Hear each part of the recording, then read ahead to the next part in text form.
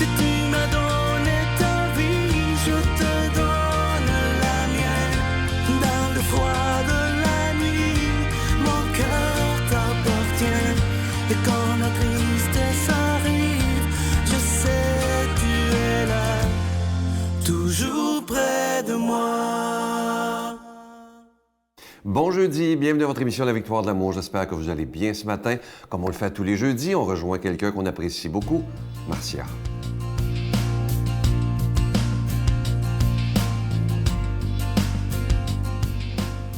Bonjour, bon jeudi tout le monde. Vous voyez, j'ai un trophée. C'est écrit numéro 1. À qui je décerne ce trophée, vous pensez? À moi. Oui, pas parce que je suis égocentrique, pas parce que je suis égoïste et que je me pense la meilleure. Pas du tout. Savez-vous pourquoi je fais ça depuis des années? Puis c'est le même trophée, puis je me le décerne pour différentes raisons à chaque mois. Parce que si je ne le fais pas, personne ne va le faire. Je ne sais pas si vous avez remarqué, mais c'est assez rare dans une vie que nos enfants, de qui on s'est occupé pendant des années, et même des fois, je connais certaines mères qui s'occupent de leurs enfants jusqu'à l'âge de 30 ans, 35 ans, qui font leur lavage, qui leur apportent à manger. Et je ne sais pas si vous avez remarqué, mais je pense que c'est très rare que nos enfants, nos conjoints, nos conjointes arrivent là, un lundi matin ou un jeudi matin en disant « Hey maman, je te donne un trophée, tu es la numéro 1 des mères, là. Merci pour tout ce que tu fais. » Moi, ça m'est jamais arrivé personnellement. C'est pas parce que j'ai pas des bons enfants, mais il n'y a jamais personne qui m'a décerné la première place en disant « Wow, tu es la top. Merci. » Jamais. Moi, j'ai commencé à le faire parce que j'en avais besoin. Pas que j'avais besoin de gonfler mon ego, mais j'avais besoin d'avoir des petites tapes de reconnaissance, des mots d'encouragement. Parce que, je crois que vous le savez, tout comme moi, la vie n'est pas facile. C'est difficile de gagner sa vie, de se lever le matin, d'élever nos enfants, de voir à ce qu'il y ait à manger sur la table. Puis il y a des mois où certaines personnes ont de la difficulté même à imaginer qu'elles vont pouvoir faire une épicerie pour nourrir leurs enfants. La vie n'est pas facile. Alors si on ne reconnaît pas toutes les actions que l'on fait jour après jour pour offrir aux autres personnes dans notre entourage une vie décente avec un contexte de vie qui va faire en sorte qu'ils vont évoluer de façon saine, bien ça, c'est attribuable en grande partie à nous, les mères et les pères aussi. C'est vraiment important de se reconnaître. Souvenez-vous quand on était petit et petite et qu'on avait une étoile ou un collant, la maîtresse nous mettait une étoile, soulignait notre beau travail, ou qu'on recevait un méritage, on se sentait reconnu, on se sentait vu, on se sentait importante. Et qu'est-ce que ça avait comme effet? Ça nous donnait le goût de continuer à être sur le podium, de continuer à chérir et à admirer le trophée qu'on avait reçu. Ça nous donnait envie d'être digne de ce méritage-là. Alors, cessons d'attendre que ça nous vienne des autres, ça ne viendra jamais des autres. On n'est plus sur les bancs d'école, il n'y a plus de méritage à la fin d'année. On a à s'en donner nous-mêmes. Et ça, pour moi, c'est une petite façon de me rappeler que ce que je fais, bien, ça a beaucoup de valeur. Puis si moi, je me le dis pas, personne ne va me le dire. Notre Père qui es aux cieux, que ton nom soit sanctifié, que ton règne vienne, que ta volonté soit faite sur la terre comme au ciel. Donne-nous aujourd'hui notre pain de ce jour. Pardonne-nous nos offenses comme nous pardonnons à ceux qui nous ont offensés. Ne nous laisse pas entrer en tentation, mais délivre-nous du mal, car c'est à toi qu'appartient le règne, la puissance et la gloire pour les siècles des siècles. Amen. Dans le cadre des festivités du 25e anniversaire de la Victoire de l'Amour, nous vous invitons à un pèlerinage inoubliable en France, en compagnie du père Michel-Marie Brigitte Bédard, Miguel Padilla et la participation occasionnelle de Sylvain Charon. Nous visiterons Lourdes, Saint-Malo, Mont-Saint-Michel, Lisieux et Paris. Nous assisterons au spectacle musical Bernadette de Lourdes qui attire les foules du monde entier. Célébration eucharistique avec le père Michel-Marie, du 25 septembre au 6 octobre 2020. Information 1-877-277-4412.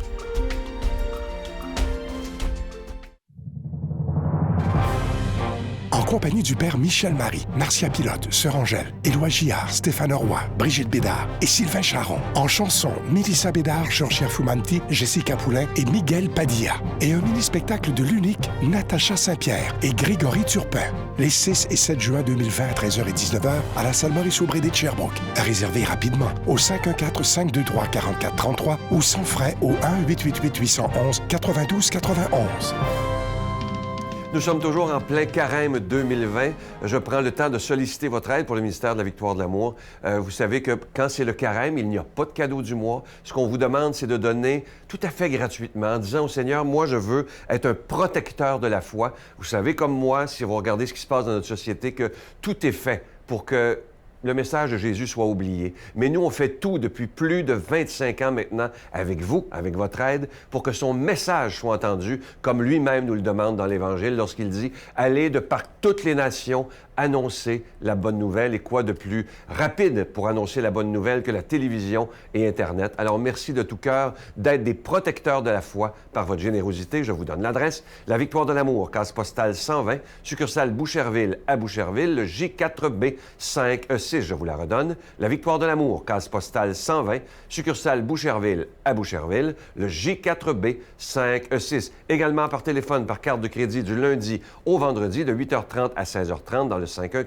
514-523-4433, 523-4433 ou sans frais le 1-888-811-9291, 1-888-811-9291 et aussi sur notre site Internet, le www.lavictoiredelamour.org. Merci de tout cœur de ce que vous ferez comme don spécial du carême 2020, sans rien attendre en retour, mais simplement en disant au Seigneur, je t'aime tellement que je veux que ta parole soit annoncée et je veux de tout mon cœur être un protecteur de la foi. Merci de votre offrande spéciale du carême 2020.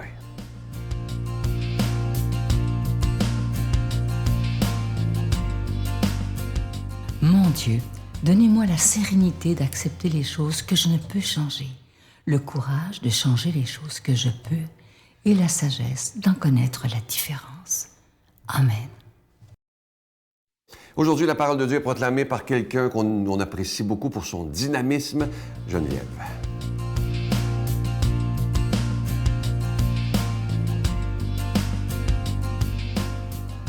Chaque année, les parents de Jésus se rendaient à Jérusalem pour la fête de la Pâque.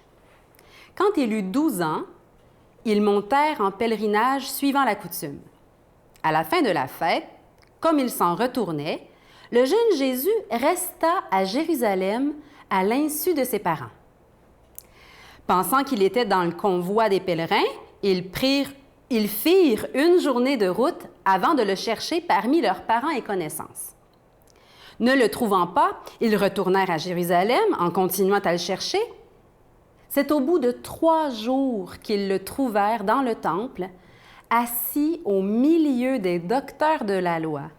Il les écoutait et leur posait des questions, et tous ceux qui l'entendaient s'extasiaient sur son intelligence et sur ses réponses. En le voyant, ses parents furent frappés d'étonnement, et sa mère lui dit, « Mon enfant, pourquoi nous as-tu fait cela?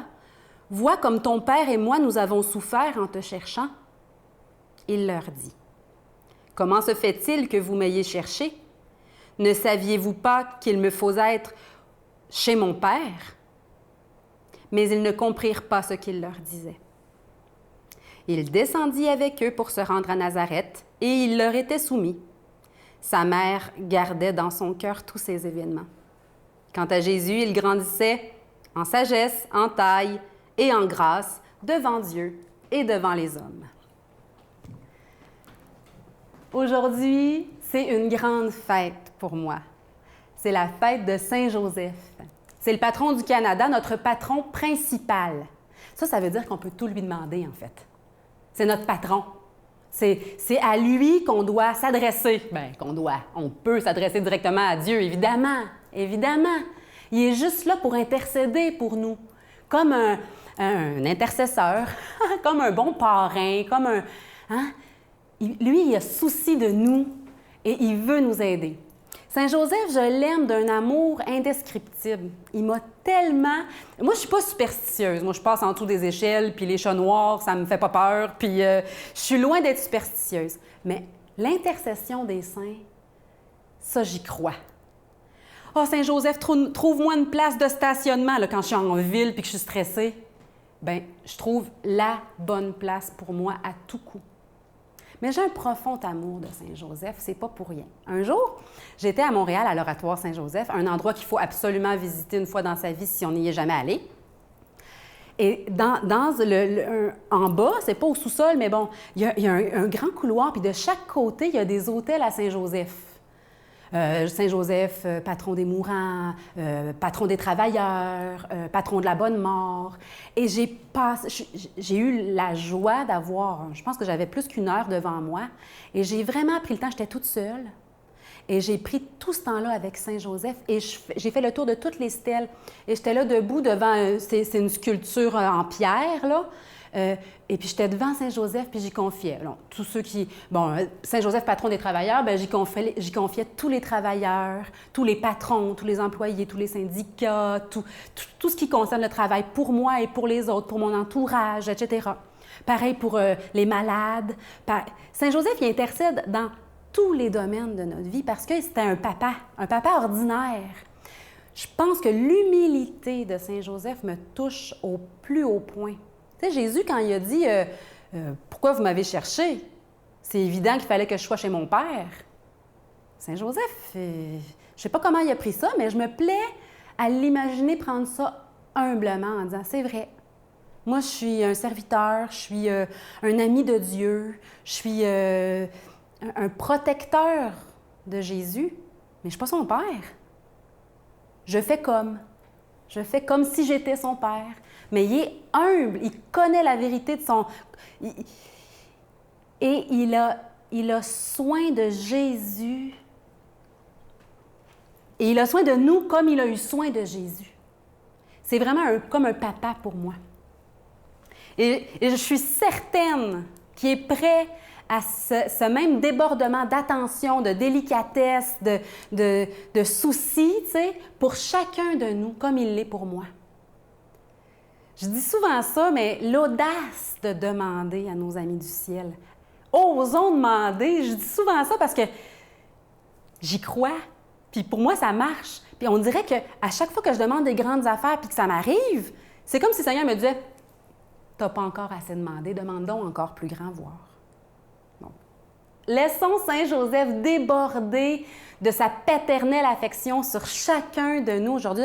Saint-Joseph, viens intercéder pour telle situation, tel gens malades dans notre entourage, etc. En passant, ceux qui m'envoient des intentions, je les confie à Saint-Joseph aussi. Qu'il nous bénisse, que tout le ciel nous bénisse au nom du Père, du Fils et du Saint-Esprit. Amen. Je vous salue Marie, pleine de grâce. Le Seigneur est avec vous. Vous êtes bénie entre toutes les femmes, et Jésus, le fruit de vos entrailles, est béni. Sainte Marie, Mère de Dieu, priez pour nous pauvres pécheurs, maintenant et à l'heure de notre mort. Amen.